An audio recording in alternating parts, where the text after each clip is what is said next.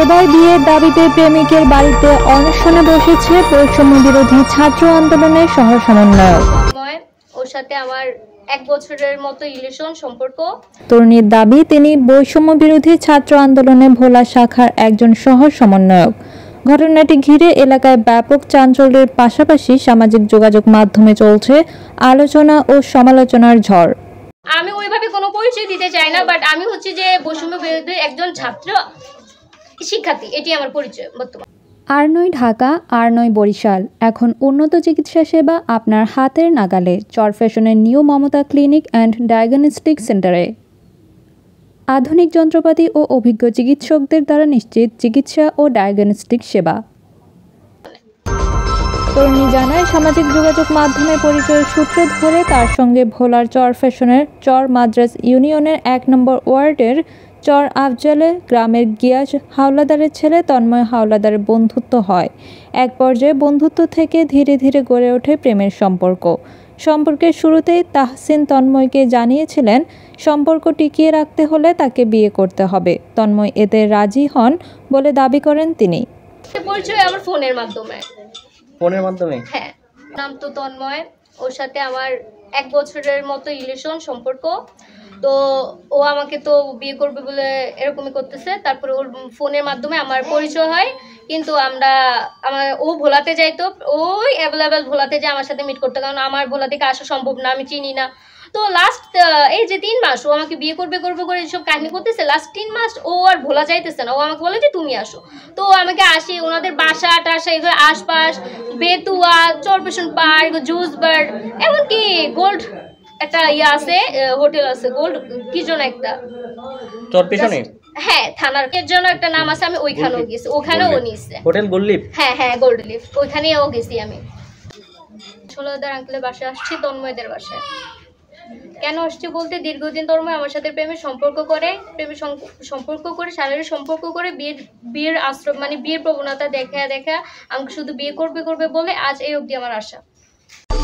তরুণীর দাবি, তন্ময় হাওলাদার তাকে বিয়ের প্রতিশ্রুতি দিয়ে তার সঙ্গে ঘনিষ্ঠ সম্পর্ক তৈরি করে। এখন সে মুখ ফিরিয়ে নিচ্ছে। তন্ময় এখন আমাকে বিয়ে করা ছাড়া আমি এই বাড়ি থেকে যাব না, গেলে আমার লাশ যাবে। কিছু করবে, কিন্তু না, উনি বলতেছে তো ও যেখানে যতক্ষণ থাকতে পারে থাকুক, আমি আমার ছেলেকে আনবো না। তুমি কি চাও? এখন ওনার ছেলেকে উনি আনবে, আমি ওরে বিয়ে করতে চাই। সোজা হচ্ছে। আর কালকে কোনো সমাধান করেনি, আজকে কোনো সমাধান করেনি। সমাধান করুক, তারপর আমি এখান থেকে যাবো। সমাধানে না যায় আমি আত্মহত্যা করব।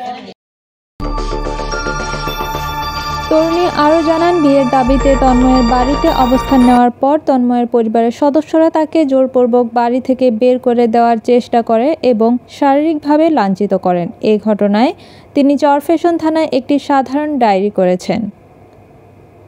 শেষ পর্যন্ত ওরা আমাকে শুধু এখানে শুধু ঘুরাচ্ছে, কোনো ফায়দা করতেছে না, ওনার ছেলেকেও আনতেছে না। তো ওনারা কতদিন এরকম করবে? কালকে আমি ওদের বাসায় আসছি, ওদের বাসায় আসার পর ওনার আম্মু আমাকে মারধর করে, তারপরে আমাকে ওনার হাজবেন্ড দড়ি নিয়ে বাঁধতে শুরু করে, তারপর আমাকে ফোন নিয়ে, তো ফোনের সব কিছু ডিলেট করে, তারপরে ওনার মারা আমাকে আগে নিতে ধরছে। তারপরে আমি কি করব, কোনো না পেয়ে পরে আমি হচ্ছে থানাতে আশ্রয় নিই। থানাতে আশ্রয় নেওয়ার পর ওইখানে আমি যাই। তো আমার সব কিছু করে আমি আজকে আবারও দ্বিতীয় দিন আসছি। ওনারা হচ্ছে যে ভিতরে ছিল, আমার সাথে কথা বলছে। আঙ্কেল বলছে যে আমার ছেলেকে পাবা না। আর দ্বিতীয়ত আন্টি বলতেছে যে এটা কোনো, তুমি কোন জায়গায় হাত দিছো তুমি জানো না, তুমি বুঝে শুনে আমার জায়গাটা যদি হাত দিতে তাহলে হইতো। তুমি কি মনে করছো অন্য মেয়েরা অনশন করে ওরকমের মতো তুমি অনশন করে টিকতে পারবা? তো তুমি রাত্রেবেলা কালকে কই ছিলা? তুমি রাত্রেবেলা কতটা খারাপ মেয়ে হলে কোন মানুষের সাথে ছিলা? ওরা আবার তোমাকে ইউজ করে তোমাকে এখানে পাঠাইছে। কত নোংরা আমাকে কথা বলছে। তো উনি এই কথা বলছে, ওনার বোন বলছে তুই কি মনে করছিস তোরে আমি ছেলে ওরাই না দিব? এত সোজা ওর ভাত খাওয়া? ওরে পাবি না, তোরে পাবি না। তুই কি করবি আমার? তুই সব কিছু আমার কইরা দেখে দে। তোর কিনে চুলের মুঠি ধরে টানতে কিন্তু বাইরে বের করে নিয়ে যাবো। তারপর ওর বাবা বের হয়, ওর বাবা বলে যে ওর সাথে কোনো কথা বললো না। পরে ওর বাবা বলে যে আমি এখান থেকে সরে যাইতেছি, তুমিও সরে যাও, বাজারের দিকে চলে যাও। পরে ওনার বোন টোন আরো এখানে অনেকজন ছিল। পরে ওখানে ওনারা বের হয়ে, ওর আম্মু বের হয়ে পাশের মহিলাদেরকে বলে যে ওর সাথে কোনো আলাপ আলোচনা করবা না, যদি করো তাহলে তাহলে খুব খারাপ হয়ে যাবে। মানে উনি কারোর সাথে কোনো কথা বলতে আমার সাথে নিষেধ করে দিচ্ছে, ডিক্লেয়ার করে। পরে উনি ওনার এসব অপমান করে, পরে ওনার বোন তো আমাকে খুব ধরনের গালিগালাজ করে এখান থেকে বলে যে তুই চলে যা, এখন কোনো ফায়দা না, তুই কিন্তু খুব খারাপ জায়গায় আসছো, তুই যাদের কাছে ছিলি তাদের কাছে আমি এখন আবার যাবো, আমি পুলিশের কাছে যাবো, তোরে নিয়ে যাবো। আচ্ছা যদি ওইখানে তুই তো এখন সব কিছুতে তোকে ইউজ করে এখানে অব্দি আনছো, তো কি মনে করছো তুই কি উল্টে দিবি, তোকে আমি গায়ে আগুন লাগিয়ে দিব, গায়ে আগুন লাগিয়ে তোকে এখানে মাইরা ফেলবো, কেউ আমাকে জিজ্ঞাসাবাদ করবে না। এগুলা বলা টলার পর ওখানে ওরা চলে যায়। তারপর ওর আম্মু বলে যদি ও কয়দিন বসবি এখানে, কয়দিন থাকবি এখানে, দেখি কয়দিন থাকতে পারো। আমি বলতেছি আমি তন্মের কাছে এসছি, তন্মে আমাকে আসতে বলছে। পরে এখন আমি বলি আমার ছেলের কাছে আসলে তুই আমার ছেলেকে নিয়ে আয়, আমি আমার ছেলেকে আনতে পারবো না, এটা বললে উনি চলে যায়। এটা তো একটা তো কিছু করবে, কিন্তু না, উনি বলতেছে তো ও যেখানে যতক্ষণ থাকতে পারে থাকুক, আমি আমার ছেলেকে আনবো না। আমি ছেলের বড় খালা, যাই হোক এই মেয়ে যেগুলো বসে সব মিথ্যা কথা, বানন কথা। ছেলে মেয়ে বন্ধুত্ব প্রেম হইতে পারে, আজকাল আধুনিক যুগ, একজন কোলাকুলি করে ধরতে পারে, চুমা দিতে পারে, এটা কোনো কথা না।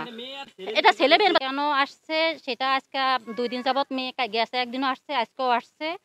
আমার জানা মতে আমি একজন কি মা, আর আমিও এই যুগেরই মা। একটা ছেলে মেয়ে পড়ালেখা অবস্থা প্রেম হইতেই পারে, বন্ধুত্ব হইতেই পারে।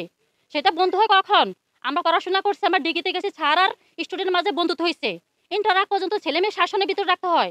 মেয়ে মার শাসনে থাকবে, বাবার শাসনে থাকবে, ছেলে বাবা মার শাসনে থাকবে। তারপরেও 2-একটা ভুল করে ফেলে বাবা মার অজান্তে তাদেরকে কি আমাদের সমাজ চেয়ারম্যান মেম্বার উপযুক্ত সাংবাদিক ভাইরা আপনারা আছেন, সবাই আমরা কি ভালো কথা মিডিয়া করে যে 2 পক্ষেরই ভালো হয়, ছেলেও একটা উপযুক্ত কাজ করুক, মেয়ে উপযুক্ত বয়স হোক, তখন তারা কি একটা পর্যায়ে যাবে। এখন মেয়ে কথা নেই বাটা নাই, প্রেম করছে, প্রেম একটা করছে না, মেয়ে কটা করছে, আমার কটা ছিল লগে এরকম করে ছবি করছে, আমরা কেমনি বুঝি?